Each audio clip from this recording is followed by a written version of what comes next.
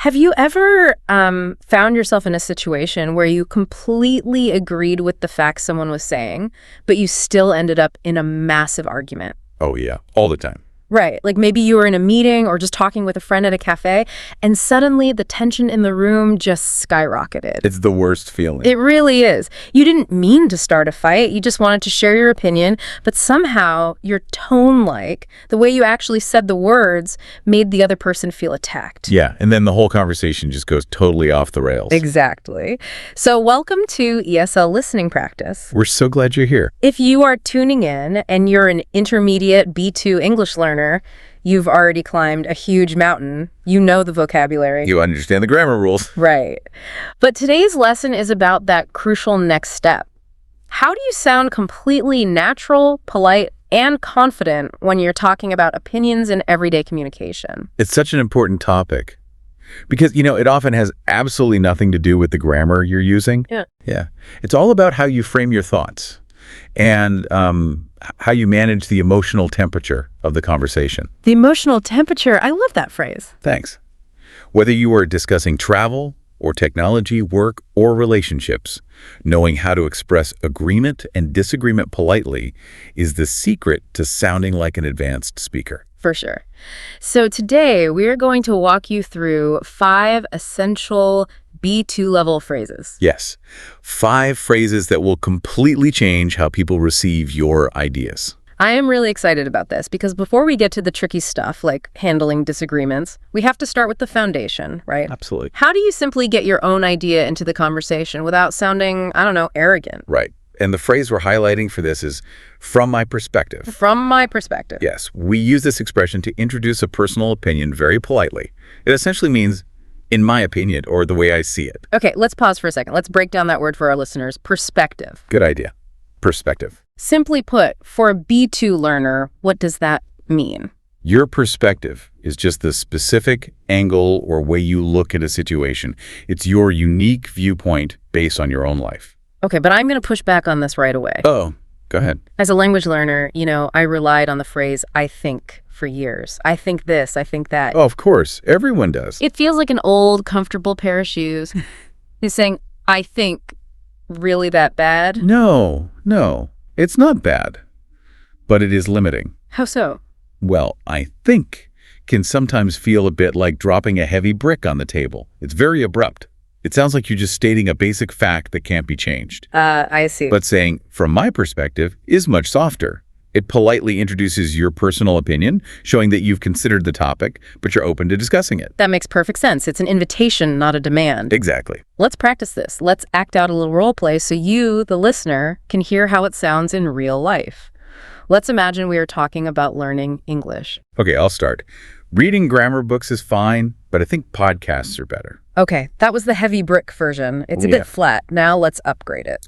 Reading is good, but from my perspective, learning English through podcasts is very effective. Wow, yeah, that sounds so much more natural. Great, let's do another short role play. Let's say we are discussing what young people should do after university. Okay, I'll be the person who says they should just get a job immediately. Students need to start making money right away.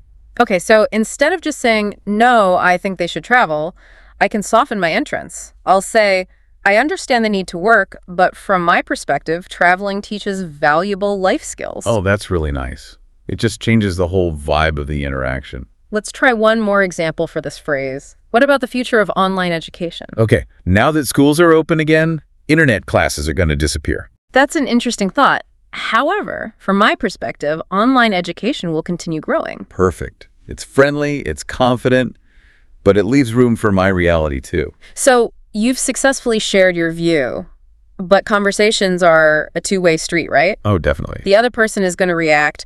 What happens when they share their idea and you realize you only partly agree with what they're saying? This is where human psychology becomes incredibly important in language learning. Oh, tell me more. If you just jump in and say, no, you're wrong, the other person gets defensive. Their brain literally shuts down to new information. Right, the walls go up. Exactly. So we need to use the art of partial agreement. And the phrase we use here is to some extent. To some extent. I actually use this one all the time. It's a great one. It essentially means partially or in a limited way. I've always compared it to a half high five. Half high five. I Yep. love that. Yeah. You are putting your hand up to high five them. You're making contact and agreeing with the person, but you're keeping a little bit of distance because you don't agree 100%. That's a brilliant analogy. And the reason this phrase is so useful is that it makes your opinion sound balanced and thoughtful. It prevents you from sounding stubborn, right? Exactly. Let's see this in action with a role play. Let's debate social media. Okay, I'll be the stubborn one. Social media is a wonderful invention because it keeps families together. If I just disagree right away, we're fighting. But with the half high five, I validate you first. To some extent, social media helps people stay connected. But we also have to remember it has negative effects. Oh, that totally de-escalates the tension. Let's do another role play. Let's focus on the workplace. Say I declare that everyone should just work from home forever. Working from home is beneficial to some extent. However, we still need a place to hold large meetings. Nice. And wait, let's pause on a word you just used there. Beneficial. Yes, beneficial. That's a great B2 vocabulary word. Can you explain it simply? Sure. If something is beneficial, it just means it is good, helpful, or it produces a positive result. So working from home produces positive results. It's beneficial, but only up to a certain point. Right. Only to some extent. Okay, so that half high five is fantastic when there's actually a piece of their argument you agree with. But what if the half high five isn't enough? Like, what if you mostly disagree with their plan, but you still need to keep the conversation polite and respectful? This is a really sophisticated communication skill. You have to acknowledge them respectfully before you introduce your own argument. And we have two phrases for this, right? The first is, that's a valid point. And the second is, I see where you're coming from. Okay, wait. I need to ask a question here, because honestly, to a lot of learners, these sound like they do the exact same thing. What's the real difference between these two? They sound so similar. I know they do. But they target two totally different parts of the human experience. One is for the head, and one is for the heart. The head and the heart. Okay, break that down for me. Let's start with the head. The head is the logic phrase. That's a valid point. First, let's explain the word valid for our B2 listeners. Valid. In this context, valid means something is fair, logical, or based on truth. Okay, so when you say that's a valid point, you are acknowledging the logic of their argument. Exactly. Your factual argument makes sense, even if my final conclusion is different. Let's role play this. Let's say I'm your colleague and I say business travel is a waste of money because we have high quality video calls now. Well, you aren't wrong about the money, so I can say that's a valid point, but I still prefer face-to-face communication for building trust. I see. You validated my logic about the budget, but you maintained your stance on relationship building. Let's try another one. Let's say we're traveling. If we leave for the airport right now in this traffic, we might miss our flight. We should take the train instead. You're right. That's a valid point.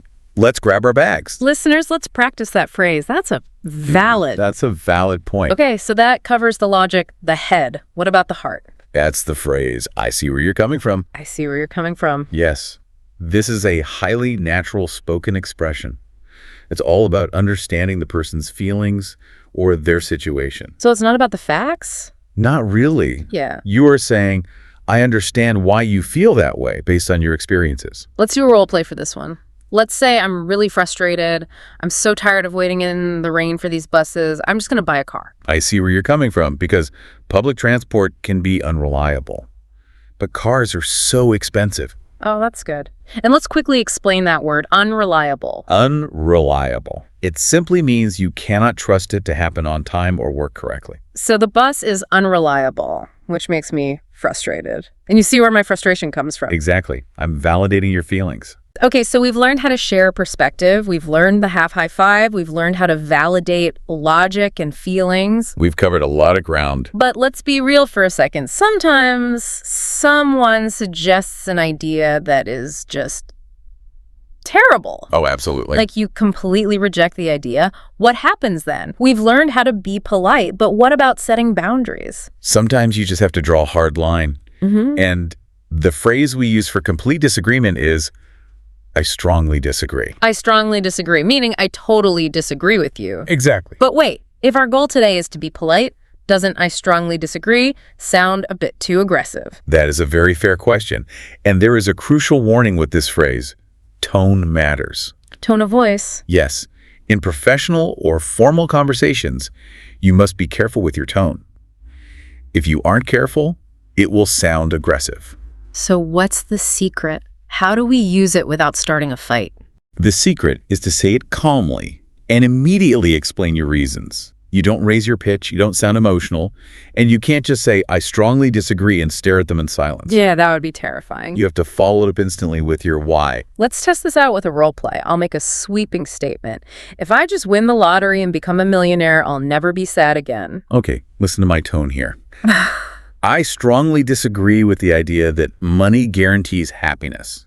It solves some problems, sure, but it creates entirely new ones. Wow, yeah. You disagreed completely, but you didn't sound angry at all. You just sounded calm. Let's try another one. How about school exams? Exams make students too stressed out. We should just cancel all testing entirely. Some people think exams are unnecessary, but I strongly disagree. We need a standard way to measure what students have learned. Listeners, let's practice this and focus on keeping your tone very calm and steady. I strongly disagree.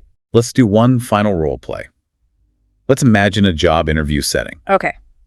We should hire this person with zero experience just because they will accept a lower salary. I strongly disagree because experience is extremely important. We need someone who has handled real-world situations. It's respectful, but it sets a very clear boundary. Exactly. Well, what a journey this discussion has been today. Let's do a quick recap for our listeners. Good idea. We started by looking at how to politely share a personal view without sounding abrupt, using the phrase, from my perspective. Then we explored the half high five, partly agreeing to keep people's minds open, using, to some extent. From there, we learned how to acknowledge others respectfully even when we don't agree.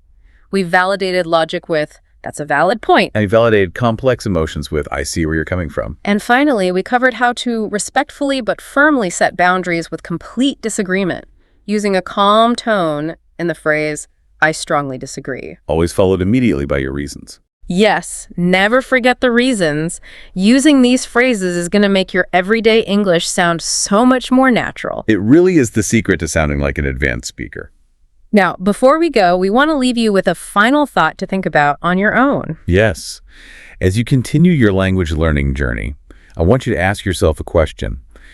When you translate your opinions directly from your native language into English, does your tone accidentally change? Oh, that's a great question. It's a very common phenomenon. Try to notice if using these new English phrases makes you feel like you're putting on a slightly different, more polite personality when you speak. It really is like putting on a new cultural hat. You get to discover a slightly different version of yourself in English. That's fascinating. Well, you guys, that is all the time we have for today's lesson. We sincerely hope you enjoyed exploring these communication strategies with us. Yes, best of luck to you with your English practice. Keep experimenting with those phrases. Keep listening, keep speaking, and keep up the fantastic work. Goodbye. Bye, everyone.